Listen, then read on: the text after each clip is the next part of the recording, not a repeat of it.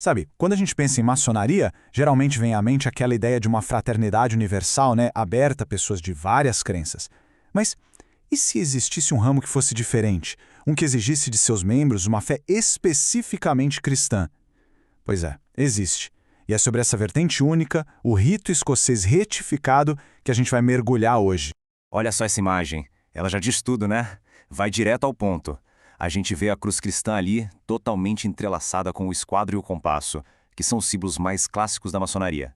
É assim, a imagem perfeita da fusão que a gente vai desvendar aqui. Essa união de fé e fraternidade. Então, isso já levanta a primeira grande dúvida, que é o que realmente define a identidade do rito escocês retificado, ou RER, como é conhecido. Quer dizer, como é que pode um ramo da maçonaria ser, na sua essência, cristão? Bora entender isso. E o ponto principal que as fontes deixam bem claro é o seguinte: o que faz o RR ser diferente não é um detalhezinho no ritual ou um símbolo qualquer, não, não. É a própria doutrina dele, que é definida como essencialmente cristã. Isso não é um detalhe a mais, sabe? É a base de tudo. Ok, mas espera aí. A palavra cristão é gigante, né? Pode significar um monte de coisa para um monte de gente. Então, o que exatamente o rito quer dizer com isso? A gente vai ver que a definição deles é, olha, bem mais específica do que a gente imagina. É aqui que a coisa fica mais detalhada. Porque o rito não só sugere que tem uma afinidade com o cristianismo, não. Ele estabelece uma exigência bem clara, definindo um tipo de fé muito, mas muito específico para quem quer entrar. E a definição é essa, bem no centro da questão. Para o rito, ser cristão se resume basicamente a duas coisas. Primeiro, ter sido batizado e, segundo, seguir na vida os ensinamentos de Cristo. O foco, percebe, está muito mais na prática, na conduta do dia a dia, do que só na crença. Para ficar bem fácil de entender, vamos comparar as duas visões. De um lado, tem aquele cristianismo que a gente liga a uma igreja, uma instituição, tipo ser católico, ser protestante, enfim. Do outro lado, tem a visão do rito. E para eles, o que realmente importa não é a placa da igreja. O que conta é o batismo, que é o ato fundamental, e o compromisso pessoal de viver os ensinamentos de Cristo. Então, resumindo a ópera, os requisitos para alguém entrar são bem diretos. O batismo é o pontapé inicial. Daí, a prova de que a pessoa está comprometida é praticar os ensinamentos de Cristo e levar uma vida religiosa ativa. A qual igreja pertence? Isso fica em segundo plano. Beleza, mas e aí? Como é a experiência de quem decide entrar nesse caminho?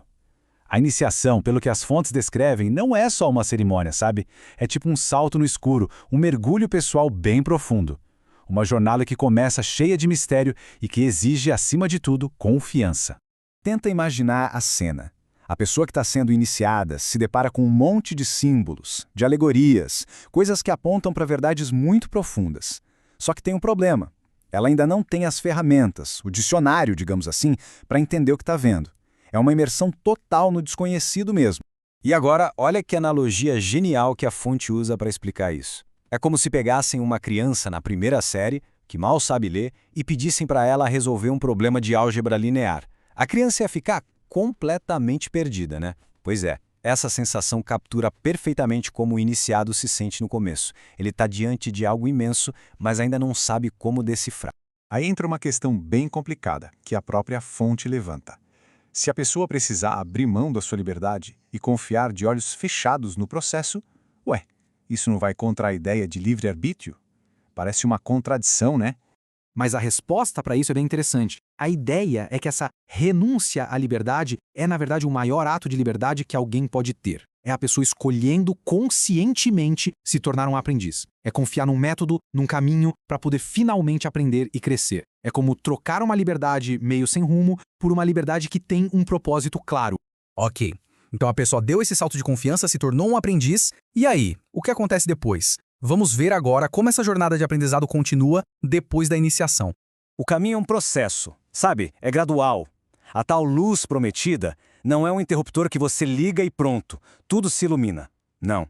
É algo que vai chegando aos pouquinhos como resultado de um trabalho diário constante. E tudo isso acontece dentro de uma escola de pensamento que tem um objetivo final bem claro: a reintegração. E é bem importante entender esse ponto. A maçonaria é como se fosse um grande universo com várias faculdades, vários caminhos. Quando alguém escolhe o rito escocês retificado, é como se estivesse se matriculando numa universidade bem específica. A pessoa está escolhendo um currículo, um método de estudo e uma filosofia de trabalho bem definidos. Tá, e o que essa escola oferece, no fim das contas? Basicamente um pacote completo. Tem uma filosofia específica, uma estrutura de rituais que é única e um sistema de símbolos todo próprio.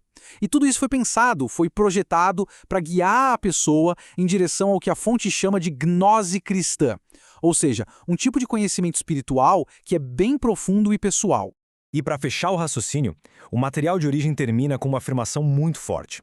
É um chamado para que a pessoa assuma o seu caminho, sabe? Para que tenha orgulho das suas escolhas, das suas convicções, porque é exatamente nesse compromisso que a identidade de verdade construída e aquele objetivo final, a reintegração, é buscado. E tudo isso deixa a gente com uma reflexão final, né? O rito escocês retificado mostra um paradoxo muito interessante. A busca pela liberdade espiritual, mas dentro de um sistema superestruturado e baseado na fé. E aí fica a pergunta no ar: será que o verdadeiro despertar espiritual a gente encontra na liberdade total, sem regras, ou na disciplina de seguir um caminho que a gente escolheu conscientemente? Fica aí pra gente pensar.